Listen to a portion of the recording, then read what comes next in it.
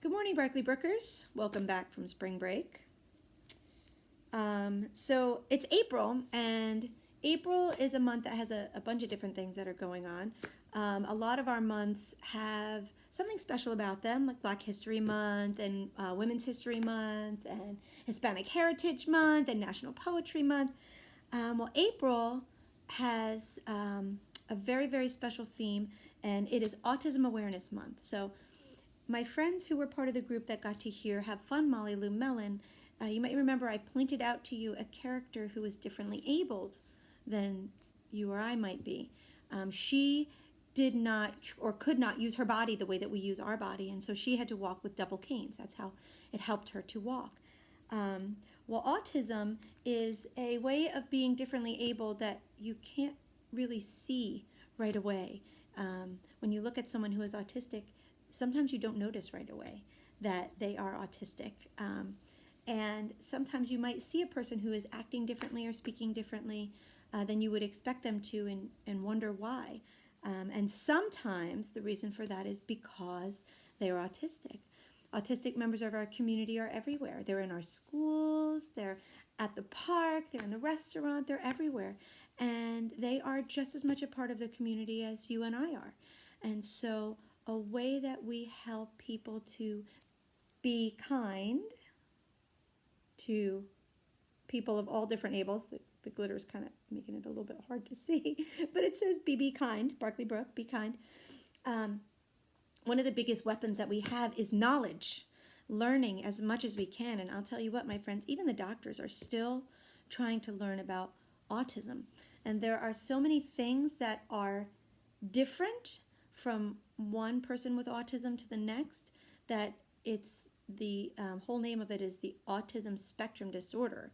And a spectrum is like the rainbow, a whole big range of different ways or different characteristics of a person who is autistic. And it goes all the way from one end of the spectrum and someone who maybe doesn't talk to another end of the spectrum and someone whose maybe brain just works just slightly differently.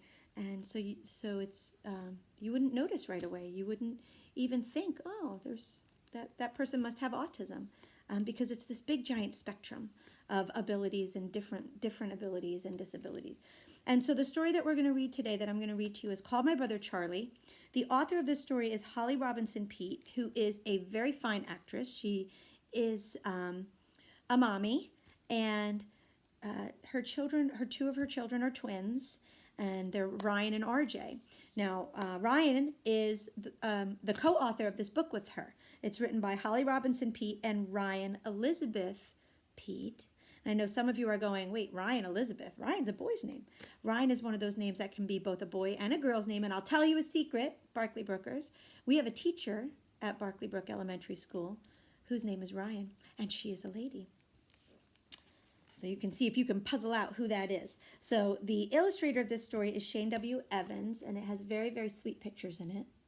And this is called My Brother Charlie. So the children in the story are Charlie and Callie, but this really is about Ryan and RJ Peete and how the family discovered that RJ was autistic and how that kind of changed them as a family.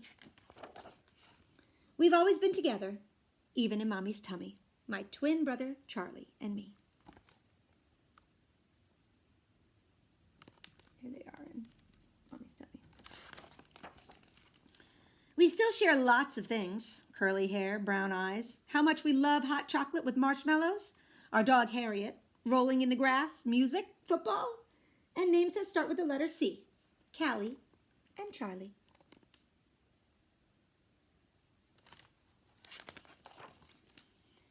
But being twins doesn't make us exactly the same. I'm 2 minutes younger than Charlie. I can stare for hours at the Big Dipper and the moon, and I love to talk. Charlie is skinnier and goofier than me. He hates math. When he looks at the sky, he finds jets and helicopters. Sometimes my brother gets very quiet.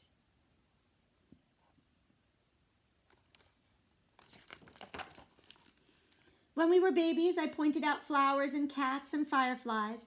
I snuggled and giggled with Mommy on dark nights. and told Mommy again and again how much I love her. But Charlie was different. He wouldn't play with me or kiss Mommy's cheeks when she hugged him, and he didn't say I love you. Seems those words were locked deep inside my brother. Everyone told Mommy not to worry. He's just being a boy, they said. But Mommy knew there was something different about Charlie. I knew too.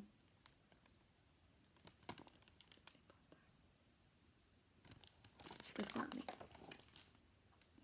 As we grew older, Mommy watched Charlie very carefully. She and I could see he was struggling.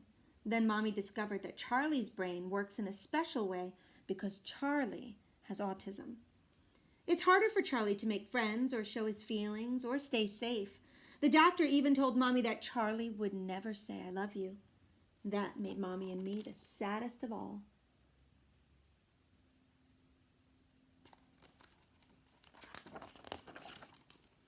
I've learned from Charlie that love doesn't always come from what you say. It can also come from what you do. So we do right by Charlie. We love Charlie strong. We watch over him with the might of angels. We have to. Even the children's doctor.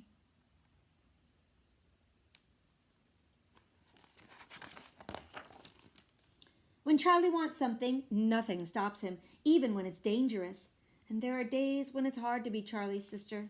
Sometimes he can ruin the best play dates. Other times he seems so far away, like when he won't look at me or speak or play.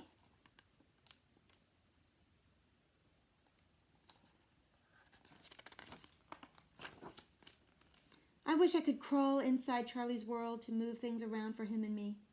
I know Charlie wants to be in my world, fitting in, making friends, having fun, and laughing.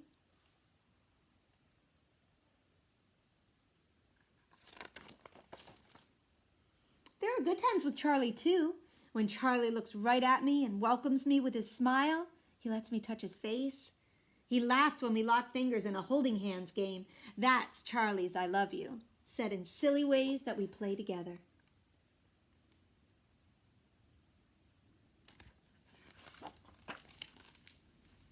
Charlie is good at so much.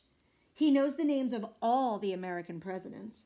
He's a fish in the water. He has a special way with animals, especially Harriet. When Harriet and Charlie are together, there's even more I love you, said in the way that only Charlie can. When he gets Harriet to sit or run or listen.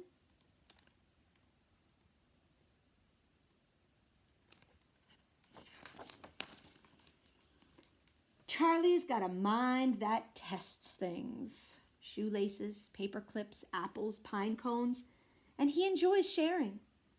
He likes to show off his shell collection, his new sneakers, and how he plays the itsy bitsy spider on the piano.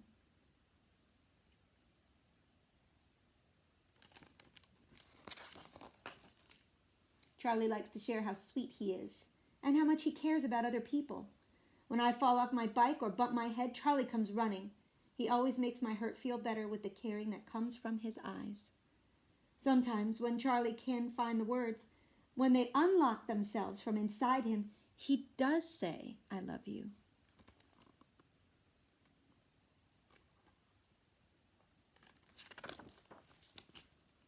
I will always remember the first time I heard him say it.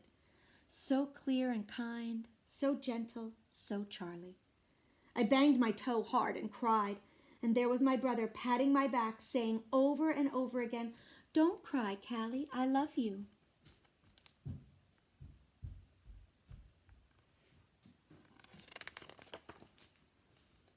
It wasn't just the words that were so strong. It was the love that Charlie showed me just by being there.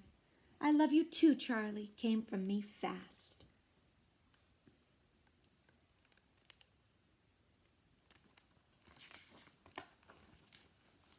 Charlie has autism, but autism doesn't have Charlie. If you ever get to meet my brother, you'll feel lucky to be his friend. He won't care if you have the coolest sneakers or if you're the best at sports. He'll just like you for who you really are. That's Charlie. I'm blessed to be Charlie's sister and to share so much.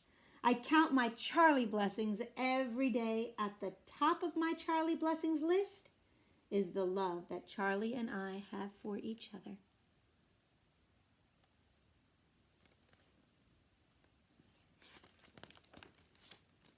said in so many ways.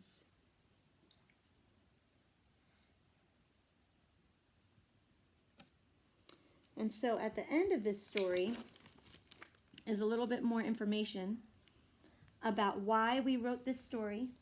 Mwah. Huggies? Thank you. And then at the back, there's Ryan and RJ. Mm-hmm.